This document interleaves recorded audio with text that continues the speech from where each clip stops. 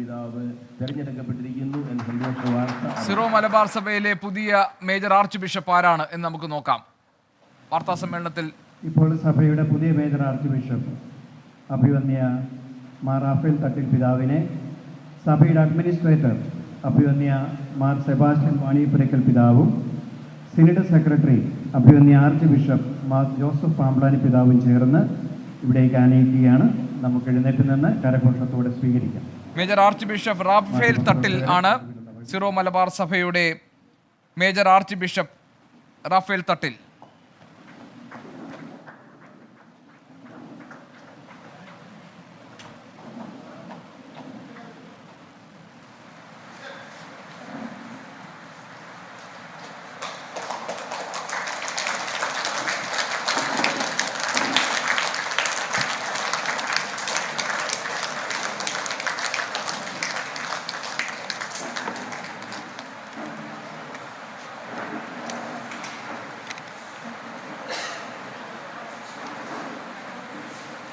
Syro Malabar സഭയുടെ major arch bishop Raphael Thattil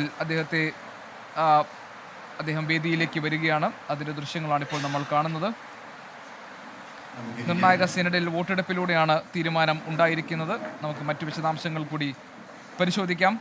ഇപ്പോൾ സഭ മുഴുവനും വേണ്ടി സഭയുടെ അഡ്മിനിസ്ട്രേറ്റർ അഭിവന്യ സെബാസ്റ്റ്യൻ വാണിയപ്പുരയ്ക്കൽ പിതാവ് മേജർ ആർച്ച് ബിഷപ്പിന് ബൊക്കെ നൽകിക്കൊണ്ട് സഭ മുഴുവൻ്റെയും എബിൻ ജോസ് ഇപ്പോൾ വിശദാംശങ്ങളുമായി നമുക്കൊപ്പം ചേരുന്നുണ്ട്. എബിൻ, സിറോ മലബാർ സഭയുടെ മേജർ ആർച്ച് ബിഷപ്പ് ആയി തിരഞ്ഞെടുക്കപ്പെട്ട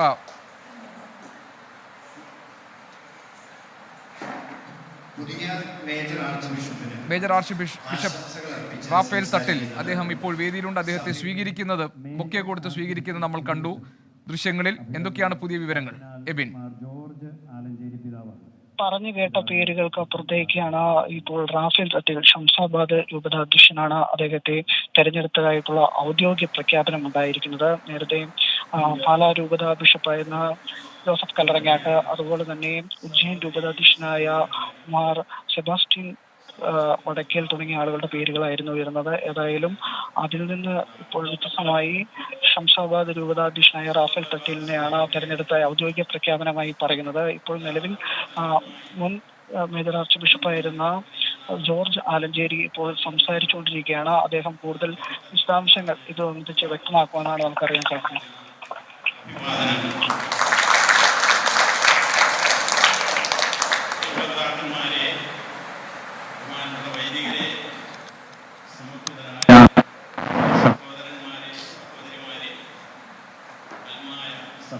സഹോദരന്മാരെ, മറ്റ് പ്രിയമുള്ള ജനങ്ങളെ, നിങ്ങളെല്ലാവരും ഇതിനകം മനസ്സിലാക്കിയിരിക്കുന്ന വസ്തുത, നമുക്ക് പുതിയൊരു മേജർ ആർച്ച് ബിഷപ്പിനെ ലഭിച്ചിരിക്കുന്നു എന്നതാണ്.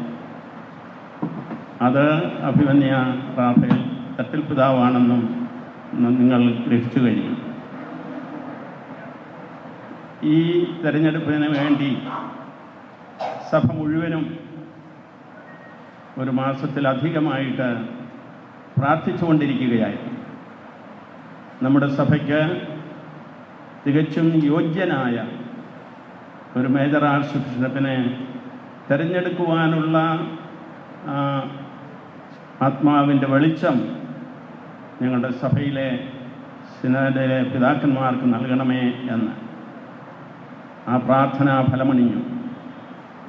അതനുസരിച്ച് സിനഡ് പിതാക്കന്മാർ സമ്മേളിച്ച് പ്രാർത്ഥിച്ചു, ഉപവസിച്ചു, വിശുദ്ധ കുർബാന അർപ്പിച്ചു, മൗനമായിട്ട് ഈ വിഷയത്തെക്കുറിച്ച് ചിന്തിച്ചു, ധ്യാനിച്ചു കഴിയുകയായിരുന്നു.